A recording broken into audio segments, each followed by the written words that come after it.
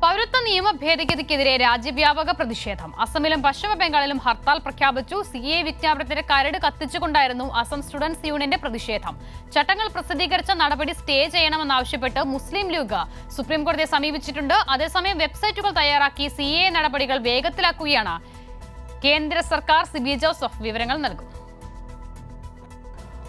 അസിത, പൗരത്വ ഭേദഗതി നിയമത്തിനെതിരെ വ്യാപകമായ പ്രതിഷേധമാണ് രാജ്യവ്യാപകമായി ഉണ്ടായത്. ഇന്നലെ രാത്രി തന്നെ ഈ ഒരു നിയമം ഇത്തരത്തിൽ പൗരത്വ ഭേദഗതി വിജ്ഞാപനം വന്നതിന് തൊട്ടു പിന്നാലെ ഈ വടക്കിഴക്കൻ സംസ്ഥാനങ്ങൾ, പ്രത്യേകിച്ച് ഈ ഒരു CAA ഏറ്റവും കൂടുതൽ ബാധിക്കുന്ന വടക്കിഴക്കൻ സംസ്ഥാനങ്ങളായ ബംഗാളിലും അസമിലുമാണ് വലിയ പ്രതിഷേധമുണ്ടായത്. അസമിലും ബംഗാളിലും ഇന്നിപ്പോൾ ഹർത്താലിന് ആഹ്വാനം ചെയ്തിരുന്നു. മാത്രമല്ല അസമിൽ സ്റ്റുഡൻസ് യൂണിയന്റെ നേതൃത്വത്തിൽ ഈ CAA പകർപ്പ് കത്തിക്കുന്ന ഒരു സാഹചര്യം കൂടി ഉണ്ടായി. കൂടാതെ അസമിൽ BJP സർക്കാർ ഈ ഒരു പ്രതിഷേധങ്ങളെ അടിച്ചമർത്താനുള്ള ശ്രമവും ഉണ്ടായി. പ്രത്യേകിച്ച് അവിടെ എന്തെങ്കിലും ഈ പൊതുമുതൽ നശിപ്പിക്കുന്ന രീതിയിലേക്ക് സമരം നീണ്ടുപോയാൽ വലിയ രീതിയിൽ കർശനമായ നടപടി ഉണ്ടാകുമെന്ന മുന്നറിയിപ്പ് പോലീസ് നൽകിയിരുന്നു. ഉത്തർപ്രദേശിലും വ്യാപകമായ പ്രതിഷേധമുണ്ടാകുകയും അവിടെയും യോഗി ആദിത്യനാഥ് ഈ പ്രതിഷേധക്കാർക്ക് എതിരെ കർശനമായ നടപടി സ്വീകരിക്കുമെന്ന് അറിയിക്കുകയും ചെയ്തിരുന്നു. അതുകൂടാതെ പശ്ചിമ ബംഗാളിൽ ഇത്തരത്തിൽ ഒരു കേന്ദ്ര സർക്കാർ ഈ ലോക്സഭാ തെരഞ്ഞെടുപ്പിന് മുമ്പായി ഈ CAA ഇത്തരത്തിൽ വിജ്ഞാപനം പുറപ്പെടുവിച്ചത് അത് വലിയ കുഴപ്പങ്ങൾക്ക് കാരണമാകുന്ന മമതാ ബാനർജി പ്രതികരിക്കുകയും ചെയ്തു.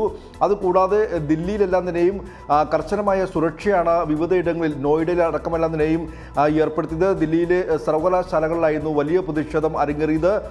JNUയിലും ഡൽഹി യൂണിവേഴ്സിറ്റിയിലും അതോടൊപ്പം തന്നെ ജാമിയ മിലിയ സർവകലാശാലയിലെല്ലാം തന്നെയും വലിയ പ്രതിഷേധങ്ങൾ ഉണ്ടാവുകയും പോലീസ് പ്രതിഷേധക്കാരായ വിദ്യാർത്ഥികളെ ക്യാമ്പസിൽ കയറി അറസ്റ്റ് ചെയ്ത് നീക്കുന്ന ഒരു സാഹചര്യം വരെ ഉണ്ടാവുകയും ചെയ്തു. അതോടൊപ്പം തന്നെ രാജ്യത്തിൻ്റെ വിവിധ സംസ്ഥാനങ്ങളിലും വലിയ പ്രതിഷേധമാണ് ഉണ്ടായത്. ഇത് BJPയുടെ ഭിന്നിപ്പിൻ്റെ അജണ്ടയാണെന്ന് തമിഴ്നാട് മുഖ്യമന്ത്രി MK സ്റ്റാലിൻ പ്രതികരിച്ചു. അതുകൂടാതെ എല്ലാ പൗരന്മാരും സൗഹൃദത്തോടെ കഴിയുമ്പോൾ ഈ ഒരു CAA നടപ്പാക്കുന്നത് ഇത് അംഗീകരിക്കാൻ കഴിയില്ല എന്ന് നടനും തമിഴക വെട്രി കഴകം നേതാവുമായ വിജയ് പ്രതികരിക്കുന്ന ഒരു സാഹചര്യമുണ്ടായി.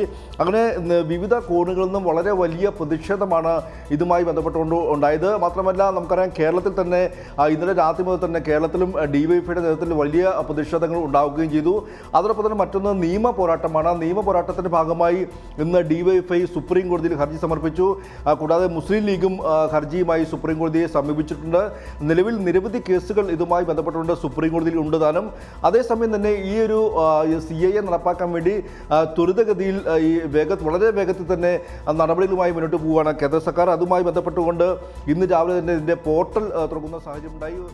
ശരിയാണ്, സിബി പറഞ്ഞതുപോലെ രാജ്യവ്യാപക പ്രതിഷേധം ഉയർവരും നടപടികളുമായി കേന്ദ്രം മുന്നോട്ട് പോകുന്നു. ഈ CAA രജിസ്ട്രേഷനുള്ള പോർട്ടലൊക്കെ ഇതിനോടകം തന്നെ സജ്ജീകരിച്ചിട്ടുണ്ട്.